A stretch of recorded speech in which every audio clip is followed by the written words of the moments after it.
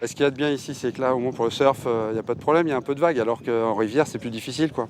L'avantage majeur, c'est qu'on a des arbres. Et l'ombre d'un arbre, c'est quand même autre chose que l'ombre d'un parasol. Voici la famille Guillaume, Sylvain, Christelle et leurs 2 enfants, Jules 12 ans et Émile 9 ans. Et voilà la famille Marin, Philippe, Frédéric, les parents d'Hugo 13 ans et Jules 7 ans. 2 familles qui a priori se ressemblent à une exception près, leur lieu de vacances. La première a jeté son dévolu sur les plages étendues des Sables d'Olonne. Tout est bien. Et non, le sable est très fin, là, c'est agréable. Là, oui. Pour la seconde famille, au programme, ce sera l'eau douce et l'herbe bien verte des bords de Loire. Non mais c'est bon là, regarde. Faut qu'on se trouve à l'ombre quand même. On aime bien avoir un peu de calme quand on vient à la base nautique. Ces 2 familles font partie des 40% de Français qui partent en vacances cet été, soit près de 18 millions de personnes. Avec une activité de prédilection, la baignade. Mais où aller? La mer se hisse à la première place dans le classement des destinations préférées des Français. Du coup, les points d'eau douce rivalisent d'inventivité pour attirer les familles. Mais entre fleuve et mer, quelles sont les différences? Nous allons évaluer 4 critères. Les services, la propreté, la sécurité et le coût. Ces 2 familles seront notre jury, les Sables d'Olonne et les bords de Loire, leur terrain de test. Ça y est, t'as mis ton maillot, Hugo? C'est donc parti pour une journée de détente à la plage pour la famille Marin. Premier point fort de la station balnéaire, les activités proposées sur le site. Il y a des tournois de volley, de foot qui sont organisés, donc de badminton, donc ça permet aux enfants d'aller se balader un petit peu, quoi. Comme ça, on peut aller prendre un petit café tranquille. Voilà aussi. Entre adultes. Entre adultes, c'est pas faux. Entre parents, ça fait du bien de temps en temps. Amuser les petits tout en protégeant le porte-monnaie des grands, c'est l'intérêt des plages, car ici les activités sont gratuites. Des enfants qui ne s'ennuient pas, mais qui n'en oublient pas pour autant leur estomac.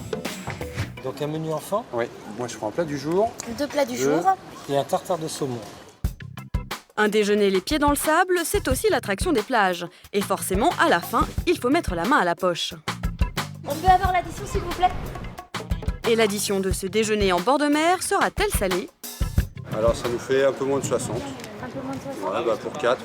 On ne peut pas s'amuser à faire ça tous les jours, à moins vraiment d'avoir les moyens, mais de temps en temps, c'est bien. Sinon, après, on peut compenser, on fait un pique-nique. Le pique-nique, une solution plus économique. Et c'est justement l'option vers laquelle a dû se tourner la famille Guillaume. Car au bord de Loire, aucun restaurant aux alentours pour déjeuner. C'est mieux de pique-niquer. Alors, les baguettes, je suis allé les acheter ce matin en courant. Donc ça ne nous a même pas coûté de gasoil. Après il y a 4 tranches de jambon, Ah, ça y est, tomates. Moins de 10 € sans aucun doute. Ouais, sans aucun doute. Moins de 10 € contre 60 € pour le repas en bord de mer. Côté finance, la balance penche pour le moment du côté du fleuve.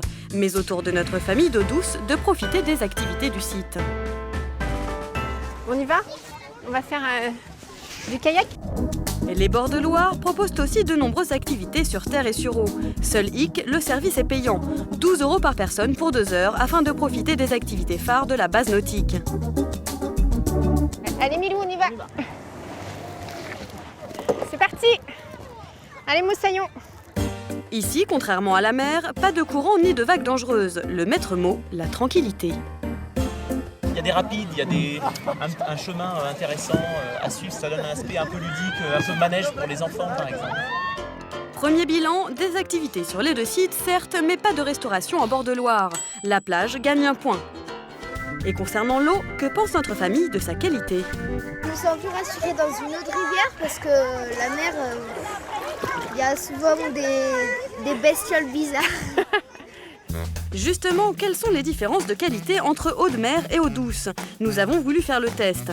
Voici l'analyse de ce spécialiste, Thomas Joly, l'un des responsables du label Pavillon Bleu qui certifie les eaux de baignade. Pour lui, la différence principale entre les 2 eaux est évidemment leur salinité, mais surtout, la mer se régénère plus fréquemment que l'eau douce. La mer est bien souvent brassée par les marées, brassée par les tempêtes, ce qui est loin d'être le cas sur les plans d'eau par exemple.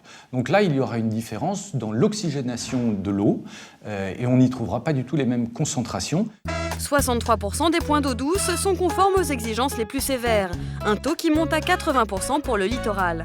Alors pour choisir son point d'eau en toute sécurité, un petit conseil, scrutez les alentours. Les facteurs qui peuvent influer sur la qualité des eaux de baignade vont être la présence de rejets directs. Ces rejets peuvent être le fait d'un tout à l'égout. Ça peut être le fait d'un petit ruisseau qui se déverse à proximité et qui peut être chargé de polluants. Mais pour se dorer la pilule en toute tranquillité, la qualité du sable est un autre point important. Au Sables d'Olonne, une équipe municipale nettoie quotidiennement la plage de ses déchets. Du côté de la Loire, c'est une machine qui retourne le sable une fois par mois. On ramasse les morceaux de verre, les gravats de tuiles, mais ça c'est apporté par la Loire, dès qu'on a une crue ou une montée d'eau. Ce tracteur ingénieux récupère les restes indésirables du fleuve, mais surtout, il coupe les mauvaises herbes. Vous voyez, la machine est passée là, hein, et la machine n'est pas passée ici. Une propreté à toute épreuve en bord de mer ou de Loire, un point partout. Mais le prochain critère fera-t-il tout basculer? La sécurité. Au Sables d'Olonne, des sauveteurs veillent quotidiennement sur les vacanciers. Rien ne leur échappe, attention, vous êtes observés. Ce qu'on regarde en premier sur une plage, en fait, on regarde déjà les conditions de mer, savoir si on a du courant ou pas, évidemment la fréquentation et toutes les incivilités qu'il va falloir relever avant pour qu'on ait une sécurité optimale. Même dispositif du côté des bords de Loire. Sécurité garantie, un point chacun. Décidément, entre mer et eau douce, le choix semble cornélien. Nos jurys nous aideront-ils à départager? L'heure est au bilan financier. Nous avons un restaurant. Alors on a dit environ 60 €. Ouais. Ajouté à un goûter, le bilan est de 70 € pour une journée à la plage, mais avec des activités gratuites. Pour la famille Guillaume, le calcul est vite fait. 40 € entre le pique-nique et les activités. C'est donc les bords de Loire qui remportent ce point. Résultat, ex aequo. C'était un moment très agréable en famille, c'était avec le soleil en plus. Niveau critique, peut-être qu'il pourrait y avoir un peu plus d'activités pour les enfants. Une recette différente, mais en tout cas un même plaisir garanti. Plage ou eau douce, un seul slogan, profitez.